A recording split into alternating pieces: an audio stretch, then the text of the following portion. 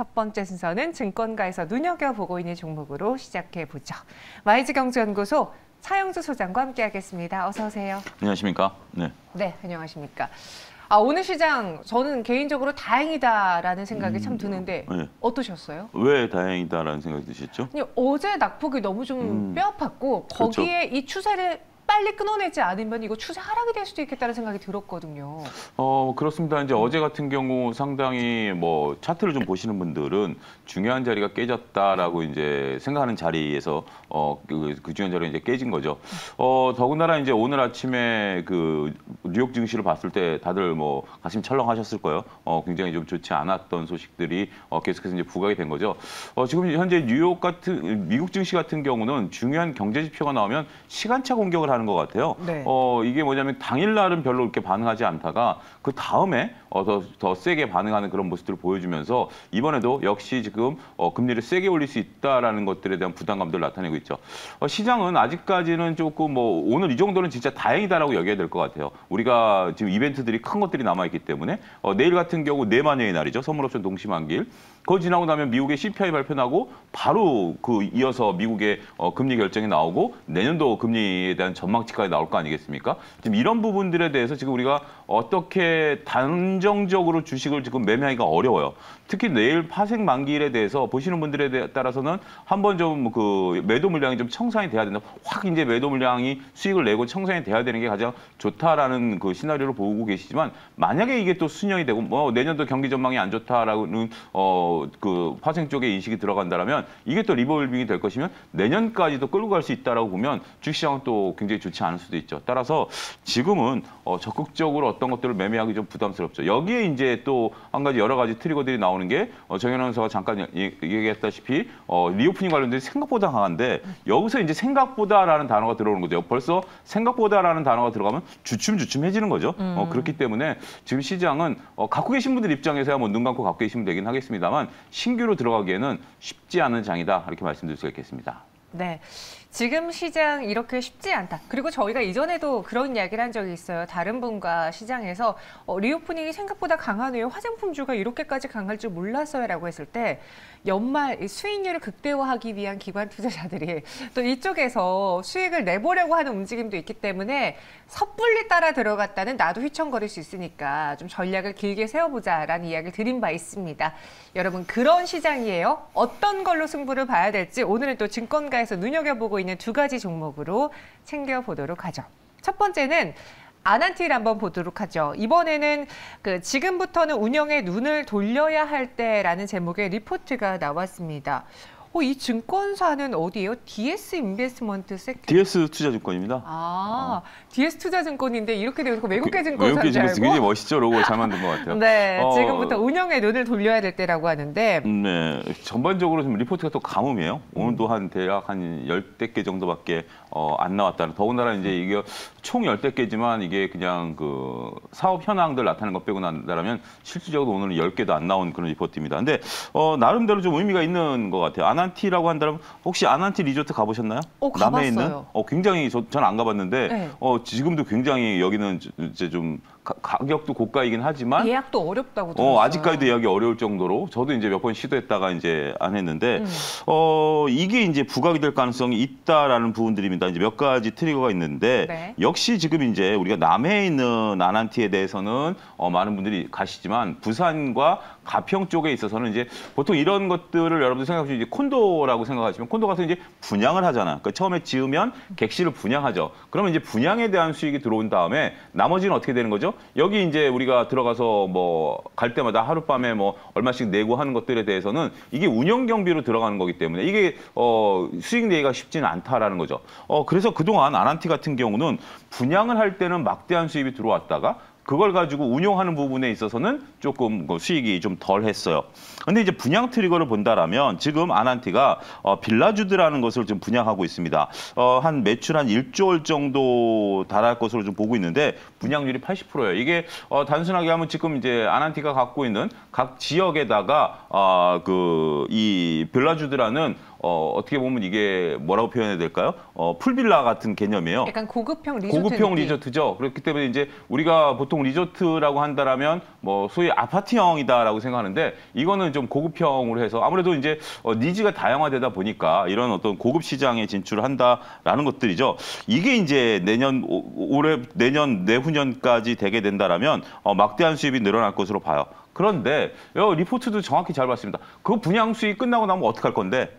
여기에 대해서 이제 의구점을 가졌고요. 그거에 대한 해결책을 좀 찾아가는 과정이 있어서는 뭐냐면 내년에는 분양으로 일단은 수익을 낼 것으로 보고 내후년에는 지금까지 쌓아놨던 아난티의 노하우를 바탕으로 해서 운용 부분에 있어서 수익이 충분히 가능하다. 그러면 회사가 이제 안정적으로 변할 가능성이 있다. 그렇게 좀 보고 있는 상황이다. 말씀드릴 수가 있겠습니다. 네, 그리고 여기 보면 플랫폼 비즈니스도 지속 확장 중이다라고 하는데 사실 뭐 인터넷이라든가 온라인상의 플랫폼과 관련한 사업은 이게 짐작이 가거든요. 네. 근데 아난티, 리조트와 뭔가 관광 산업과 연관된 아난티가 플랫폼 사업을 갖고 있다? 이거 어떻게 연관돼요? 그러니까 우리가 이제 플랫폼이라는 것을 생각을 확장하셔야 돼요. 보통 이제 네. 저도 딱 봤을 때는 솔직히 저도 온라인으로 생각을 했어요. 근데 네. 그게 아니라 플랫폼이라는 게 우리가 이제 이걸 하나를 통해서 여러 가지를 나타낸다라는 거죠. 자, 여러분들이 저도 이제 남해 가서 이제 나중에 은퇴하면 한 달 살기 뭐 이런 거 할 텐데 뭐 한 달 사는데 아난티 리조트에서 한 달 있으면 이 정도의 돈은 안 되고 근데 이제 아난티 리조트 안에 맛집이 있다. 아니면 유명한 커피숍이 있다. 그러면 들어가 볼까요? 안 들어가 볼까요? 가볼 수 있죠. 충분히 가볼 수 있죠. 지금 이제 이런 어떤 리조트형들이 갖고 있는 그 안에 있는 매장들의 한계는 그 내방객들 위주로 이루어진다라는 겁니다. 근데 지금 아난티 같은 경우는 눈을 좀 돌려서 여기에 정말 새로운 맛집이라든지 뭐 멋있는 카페를 하게 된다라면 그거를 구경하러 온 사람들이 더군다나 조경도 잘 돼 있고 여기에 이제 또 매출도 늘어났고 그 직접 운영하니까 운영 수익은 또 아난티가 갖는 거죠. 이런 식으로 이제 플랫폼 비즈니스를 확장해 나가겠다라는 그런 보관을 갖고 있어요. 이건 굉장히 우리나라에서 보통 대기업이 하지 않은 이 공격적인 리조트형이기 때문에 나름대로 의미가 있다라고 봐요. 우리가 이제 그 전에 리조트가 가장 컸던 건 이제 한화라든지 뭐 이렇게 몇몇 어떤 대기업 수준이었다라면 아난티는 그와 좀 별도의 모습들을 좀 보이고 있다라는 거죠. 특히 이제 제주도라든지 남해 이런 쪽들에서 현재 지금 그리고 하는데 여기에 이제 또 그 모델명이 강남 스타일이에요. 어떻게 보면 해외 분들까지 끌어들이겠다라는 것들을 보게 된다라면 굉장히 좀 트리거가 있죠. 더군다나 한 달 더 나가서 이걸 이제 해외까지 진출하겠다라는 겁니다. 이것도 플랫폼 개념으로 보고 있는데 해외 직접 지는 게 아니라 우리가 이제 힐튼 호텔 같은 경우 힐튼은 브랜드를 따오는 거잖아요. 네. 아난티란 브랜드를 중국이라든지 이런 쪽에 주겠다라는 거예요. 그래서 결국 브랜드료까지 가져오겠다라는 측면에서 보면 매우 고무적이다 이렇게 말씀드릴 수 있겠습니다. 네, 여러분들도 이제 아난티 하면은 가평에 있는 것, 부산에 있는 것, 남해에 있는 것 들어보셨을 거예요. 근데 올해 아난티의 강남이라고 강남에서 새롭게 문을 네. 열면서 저도 한번 가봤어요. 아, 친구랑. 그랬어요? 네. 네. 그러니까 호캉스를 가보고 싶은데 여기가 새로 생겼다고 해서 그게 가봤더니 호텔인가 보죠? 여기는 호텔처럼 이용할 수 있어요. 호텔처럼 이용할 수 있는, 그러니까 네. 분양할 수 있는. 네, 그래서 그냥 일반 분들도 비회원들은 회원보다 조금 더 비싸게 그렇죠. 갈 수 있는 곳인데 굉장히 고급지고 정말 그 가평에 있는 아난티의 분위기를 고스란히 따왔더라고요. 이런 노하우를 가지고 점점 지점을 늘린다면 네. 플랫폼화할 수 있을 것이다. 네, 그렇죠. 라는 게 핵심이었어요. 그럼 투자 포인트로는 뭘 가져가 볼까요? 결국 그런 것 같아요. 지금 아난티 그러면 약간의 이제 상위층 계급의 느낌이 들죠.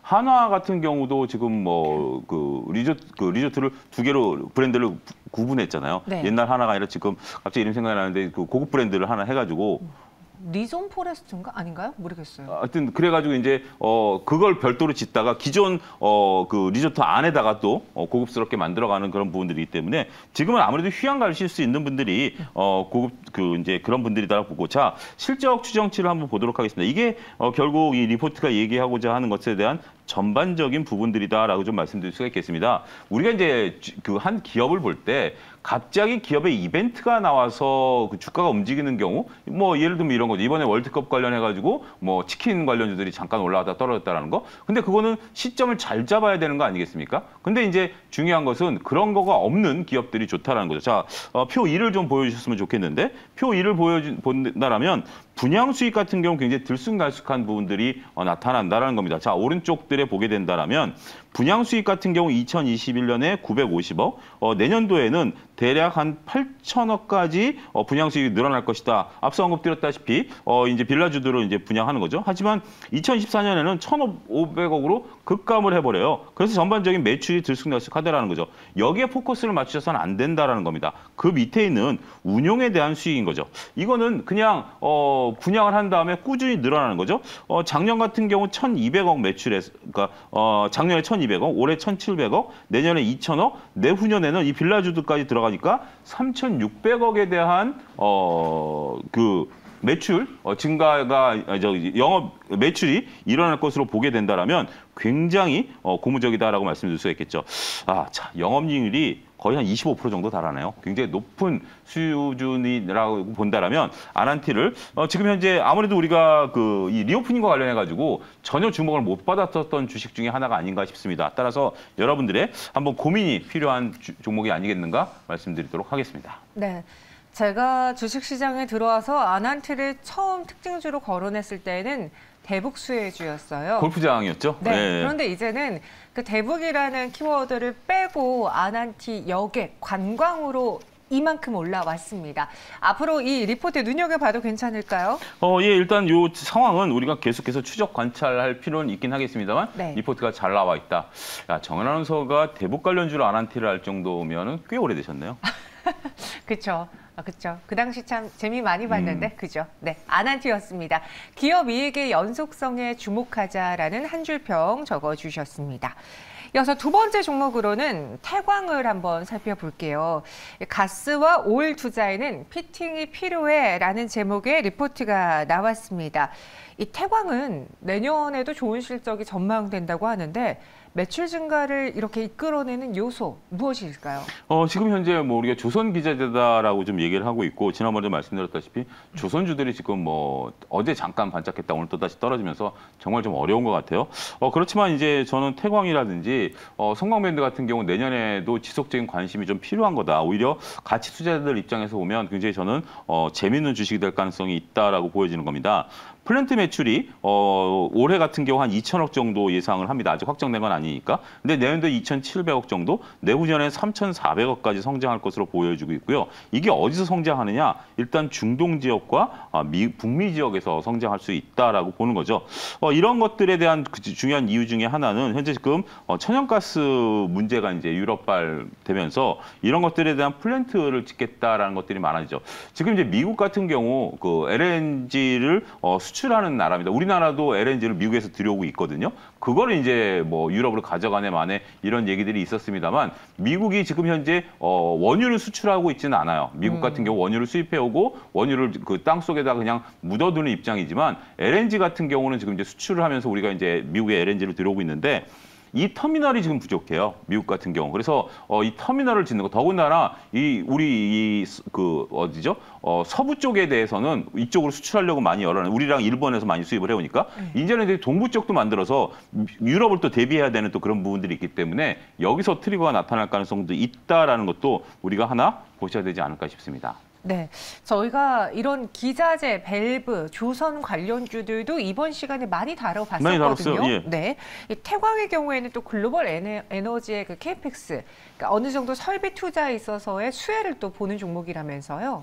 예, 그렇습니다. 앞서 언급드렸던 건 연장선인데요. 이제 천연가스뿐만이 아니라 우리가 이제 다양한 원유 시추라든지 신재생 에너지라든지 이런 쪽들에 대해서 다양한 이제 이 설비 투자가 이제 필요하다라는 거죠. 미국이 이제 막대한 투자를 할 것으로 보여지고 저는 이 미국의 막대한 투자가 상당히 좀 재밌는 현상이 나타날 것으로 보여져요. 내년도 이제 잠깐 경제 얘기를 하면 내년도에 미국의 금리 인하 가능성도 얘기하고 있잖아요. 근데 지금 고용 지표가 세게 나왔어요. 근데 내년에 만약에 미국이 막대한 설비 투자가 들어가면 고용이 늘어날까요, 줄어들까요? 늘어나겠죠. 그러면 이것도 어떻게 해석해야 되느냐 이런 부분들도 잠깐 좀 생각이 들더라고요. 어찌 됐건 anyway 지금 이제 우리가 그동안에 이제 원유라든지 가스 시추에 대해서는 상당히 그동안 투자가 없었던 부분들인데 이제 신재생과 관련해서 투자가 늘어날 가능성이 있다라고 좀 봐야 될 것으로 보여집니다. 자, 이어서 40페이지에 있는 표 11을 보면서 마무리 좀 짓도록 하겠습니다. 40페이지에 있는 표 11을 보게 된다면 지역별 매출률 비중이 나와 있어요. 근데 우리가 단순하게 여기서 보면 조선 기자재라기보다는 설비 투자에 대한 부분들 부분들이 훨씬 더 많다라는 거죠. 중동 지역에 있어서 올해 대략 한 1,000억 정도 매출이 아까 언급드렸던 2024년까지 1,700억 매출이 일어날 것으로 보여지고요. 아시아 쪽에서는 별로 이렇게 늘어나는 부분들은 없어 보입니다. 근데 미국 쪽에서, 북미 쪽에서 2022년에 380억 매출이 일어난 것이 2024년에 1,000억까지 매출이 늘어날 것으로 보고 있다는 것을 본다라면, 자, 중동 같은 경우 2배, 미국 같은 경우는 3배 가까이 늘어날 것으로 보게 된다라면 이 부분에 포커스를 맞춰서 주가를 봐야 되지 않을까 싶습니다. 지역별 매출 실적까지 챙겨봤습니다. 네, 그럼 이번 리포트 믿어봐도 괜찮을까요? 어떻게 할까요? 예, 일단 뭐 상황에 대해서 우리가 뭘 봐야 되는지를 알려줬다는 면에서 믿어보지 않게 말씀드리겠습니다. 알겠습니다. 태광 에너지 캐펙스의 수혜주다라고 정리를 해드렸고요. 이번 리포트도 챙겨보겠습니다. 지금까지 차영수 소장과 함께했습니다. 고맙습니다. 감사합니다.